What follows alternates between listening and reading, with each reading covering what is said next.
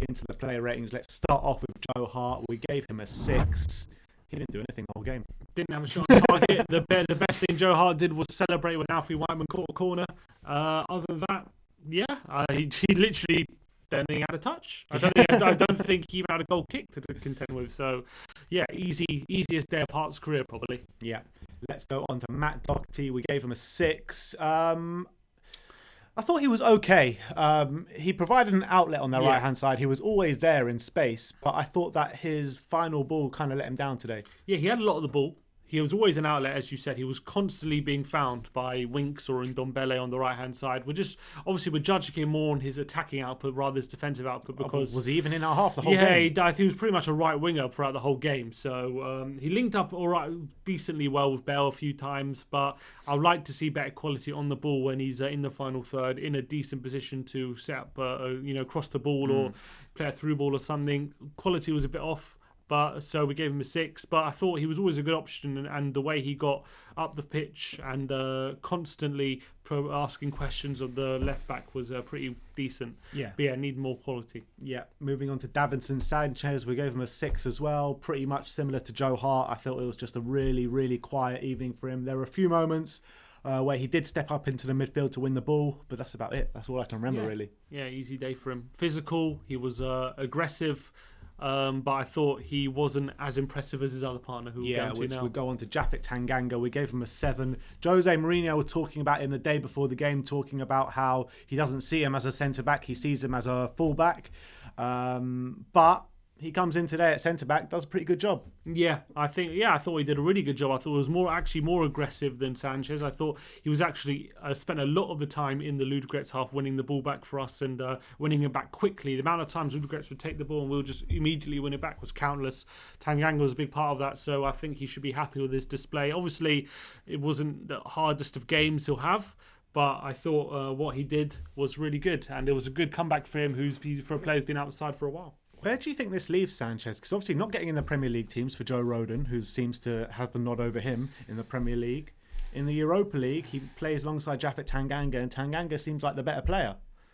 I don't think there was much in it. I do think he was better, Tanganga, but I wouldn't say it was to the detriment of Sanchez that Tanganga played well. I thought it was more to do with Tanganga playing well. I think it was an easy ride for Sanchez, but in terms of where he leaves him, he's not in a great place at the moment. I do think the fact that he has been out the Premier League squads the past few games doesn't look great on him, and he hasn't really been seen in the Premier League since West Ham. So all goes on to his next performance in the Premier League. If he comes in and plays really well, then maybe he has a chance to get his place back. But we'll see when that is, because Rodon seems to be favoured for the time being. Let's move on to the midfielders. Harry Winks, we gave him an 8.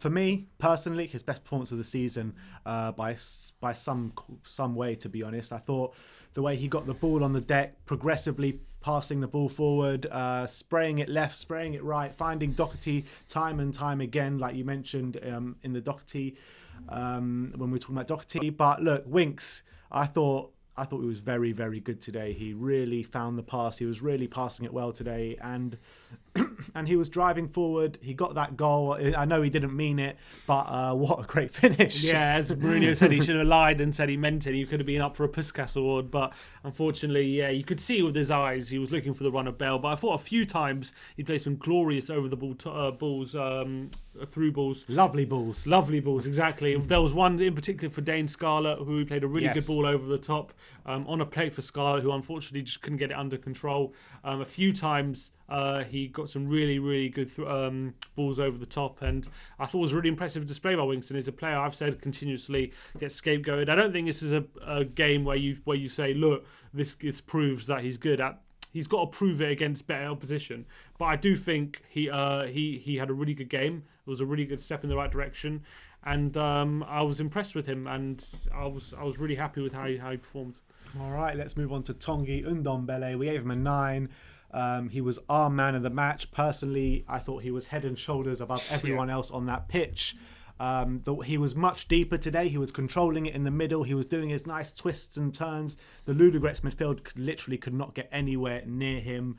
And I thought he was literally nobody could touch him. He was head and shoulders above everyone on that pitch. Yeah, that run and shot for the second goal was absolutely fantastic. Absolutely he beat about phenomenal. 4 men in that. Yeah, like they weren't even there. It was so easy. It was too easy. That's the thing for Tongi yesterday, or today. Sorry, or yesterday. That was the thing for Tongi. It was just too easy for him. Absolutely too easy for him. They couldn't get anywhere near him. And in fact, him being on the pitch, I feel like the way he passes the ball in between the lines, forward and aggressive, it kind of encouraged Winks as well to pass in that way. Because when you have someone like Tonki, he's always looking forward, and then Winks is thinking, well, I can't pass sideways. When look how easy he's making it look, passing it forward. I think that encouraged a bit more progressive passing for Winks as well. And we've said it so many times this season. He's been phenomenal. He's really been back to his best. And yesterday, it kind of felt unfair having him on the pitch in that sense. Like a cheat code. Literally, because every time he got the ball, he was going past players, creating situations, accurate passes, through balls. He was absolutely phenomenal. And he was like, if he would have scored that shot that he had for the second goal, that would have been probably one of the goals of the tournament. I mean, the way he just breaks the lines with just one pass through the middle, just like a knife through butter, isn't it? It's beautiful. It is beautiful to watch. He is probably one of the most exciting players on the ball at the club, to be honest. Maybe in the league, the way he just glides past players, uses his skills, quick feet. It's hard. You'll be hard pressed to find a more exciting player at the moment. The only comparison you can really think of is Moussa Dembele. And I think he's even better. Yeah, I mean, well, yeah. That's the exciting thing. All right, let's go on to Dele Alli. We gave him an 8. We said it was Winks' best performance of the season. It is most definitely Dele Alli's best performance of the season. 2 assists on the night. One of the assists was really, really lovely, unselfish play. He could have easily took the shot on there and got a goal, or not got a goal, as the case might have been. But he squares the ball, and it's an easy finish. Was it for Vinicius or Lucas Moura? Vinicius, yeah. So look, Dele Alli, I thought that his attitude was spot on. I thought he dropped back and did his defensive job really well, and I thought he was attacking really well. Every time he got the ball, it looked like something was about to happen, even though it didn't come off every time. But I thought that there was something about Dele on the night which made him very exciting. Yeah, I thought it was definitely a positive performance, definitely a step in the right direction. He also had a big hand in the first goal as well. He had a through ball that was heading for Bale, was just about cut out when it fell to Vinicius. I thought second goal, as you say, really unselfish, really clever piece of play to get your head up and find Vinicius for that one when he could have easily slotted it home himself. I think, look, I can't complain about anything Dele did. And I thought it was a good performance. Obviously, as with Winks, need to see it against better opposition. But I think it was a step in the right direction. And I think maybe he could find himself on the bench sooner rather than later in these Premier League games. But with the form Lo Celso and Tongi in at the moment, even if Dele scored a hat-trick, it'll be hard for him to get in the team. So the thing is, though, Lo Celso pulls out the game from injury today. Yeah. If Lo Celso keeps getting injured, or he can't get a consistent run, then that's a spot opening for Dele. Of course. And things can change very quickly in football. That's the thing. If a player gets a long-term injury, or as with Lo Celso, gets continually getting these niggling injuries, keeping him out of games, then it does open a spot. And if Dele can take those opportunities with both hands, then he definitely has a future here. But just for the time being, I can't see it right now. But I think, look, you just got to keep going. And that's what Mourinho's kind of getting at, I think, that you just got to keep trying. You got to keep being ready to come into the team. And when you get your opportunity, you better grab it with both hands. Look, everyone's said a lot about Dele Alli this season, including ourselves. But this performance is definitely a step in the right direction. Obviously, he's nowhere near out the woods yet, but it's definitely a step in the right direction. Yeah.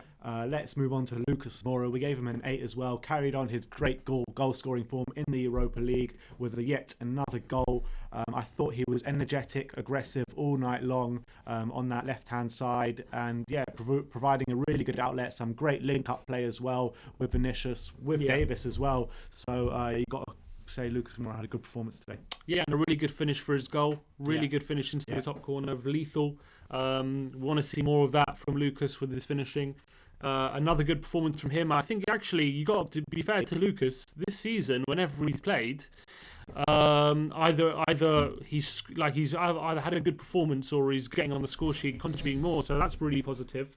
The fact that he's getting more goals and assists is definitely what we've been calling for Lucas. So fair play to him. Unfortunately, most of his goals have come in Europa League. So that's just a little dot against him. But you got to say when he has started in the Europa League, he's been scoring and assisting. You can't ask for any more than that for his start. So we all know Jose is a big fan of him. So I think he's got a big part to play this season. And good performance again from Lucas. All right, let's move on to Gareth Bale. We gave him a 7. With Gareth Bale, it was an interesting performance because I thought there were some really good things and then some things I was quite disappointed about. So the good things were that his pace is definitely starting to show. He is still looking sharp, and I think he's getting sharper and sharper every game.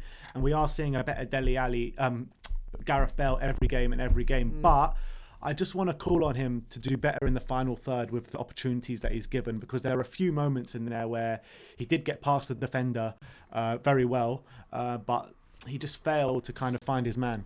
He had a few nice skills. That was a real nice sharp turn in the second half. Went past 2 or 3 players. The pace is definitely coming back. You can definitely see the burners are definitely starting to press. He smashed a few of their defenders tonight. Well, I think it might have been the same guy, but he did it two or three times. I do agree. In the final third, we know that's Bale's main strength is quality in the final third, and I do believe that's going to come with a bit more sharpness. I think he showed it for Wales. He's definitely getting that sharpness as well. Hasn't shown it for us just yet, but I do believe it's going to come. I think he is definitely getting sharper game by game. Like, for example, he had those 3 free kicks early in the game. None of them really went that close. So he's showing that he's still not quite there in terms of sharpness, but it's definitely getting there. And it's good that Bergwijn and Lucas are kind of stepping up while he's getting up to speed. And it's definitely positive for the squad, and they're definitely playing well as well at the moment. But I think we want to see more from Bale. He definitely wasn't the best attacker on the pitch, probably the weakest. But I don't think it was by any means a disastrous or woeful performance from him. We just know how good he is. So when you see him putting in that kind of performance, you're like, need a bit more. All right, let's move on to the final player of the starting 11, and that is Carlos Vinicius. We gave him a 9, 1 assist, 2 goals. Carry on his great form in assisting in the Europa League, and finally gets himself on the score sheet as well with 2 lovely finishes. You got to say that we really saw him in his strength today. Yeah. Holding up the ball really well, assisting, scoring. He looked like he was in his element tonight. Really good assist as well, you got to say. Was a good ball in by Dele Alli, and he touched it dead with a really good first touch and laid it off for Lucas, really did. Who finished it off really well. The finishes as well, I know the second one was very easy, but he had to be in that position to help out Dele. And the first one, he's through 1-on-1, has a lot of time to think about it, and he's able to wrong foot the keeper and send it the wrong way with a nice calm finish. Also, he played a delightful through ball for Dane Scarlett, who nearly scored. Really good chip through ball there as well. So could have had a second assist. Good for his confidence, because it probably didn't help his confidence being hauled off at half time against Antwerp not so long ago, and also having a bit of a disastrous performance in the second half against Ludogorets in the game away. So I think it was really important that he started this game, and he started confidently, and he at least got on the score sheet. And it was definitely a good performance from him, you got to say that, and really positive stuff from Carlos Vinicius. And he definitely looks like he could be a very good option off the bench for us this season in the Premier League when we're maybe struggling and need another goal. So I think it was really good for him to get off the mark, especially open play goals as well. Yeah. Really important for his confidence. So I'm happy with that. All right, let's move on to the substitutes. We're not going to give them a rating because the game was pretty much dead when these players came on. But Pierre-Emile Højbjerg came on for Ndombele with half an hour to go. It was actually quite a long time in the game to go. Anything stand out from him? No, it was just classic Højbjerg, apart from his booking. Yeah, he got booked. Classic. That's also classic Højbjerg. But look, it was pretty easy for him. It was a class above. He replaced Ndombele. Who also got booked, to be fair. Yeah, and there was no fear of losing the result or anything. It was pretty simple, and he just had to come on, make a few tackles, make a few passes, and see out the game. And the good thing is he didn't get an injury. That's the most positive. On the 67th minute, Gareth Bale went off for Jack Clarke. Yeah. He found a lot of the ball, Jack Clarke, but didn't really do much with it. That's the thing. You expect a bit more confidence. You expect him to kind of try and impress. And I know he did. He did work hard. He was making a lot of tackles. Definitely worked hard. He was running a lot. And I commend him for that. I do want to see a bit more quality in the final third. A few times he got to the byline and he was about to cut it back, and his cross went out of play or went into the keeper's hands, or just was a lack of quality there. So that was a bit frustrating. And but he did show good pace, some good dribbling moments. But I just want to see a bit more from him in terms of quality, because that's what he should be showing in these kind of games. Yeah, let's move on to the final 3 substitutes. The kids that came on with just under 10 minutes to go. So Alfie Whiteman came on for Joe Hart, which was a big surprise for everyone, even for Joe Hart. But he seemed to be loving it, Joe Hart. Yeah, he did. And he was cheering and clapping when Alfie came and claimed the corner, although he nearly dropped it. But Joe Hart showing his support for the young rookie keeper there. So that's a really positive sign. Yeah. Alfie Whiteman probably did more than Joe Hart in the game. Yeah, probably touched more than Joe Hart in the few minutes he was on. That's definitely true. And then Dele Alli went off. Harvey White came on. I thought it was a nice display from Harvey. Yeah, nearly scored with a nice shot, just whistled past the post. But I thought he knitted things together nicely. He wasn't given so much defensive responsibility because he kind of was in the hole a bit. Looks like a nice, tidy player, doesn't he? He is. Every time I've seen him in pre-season, he's impressed me. He's looked really good.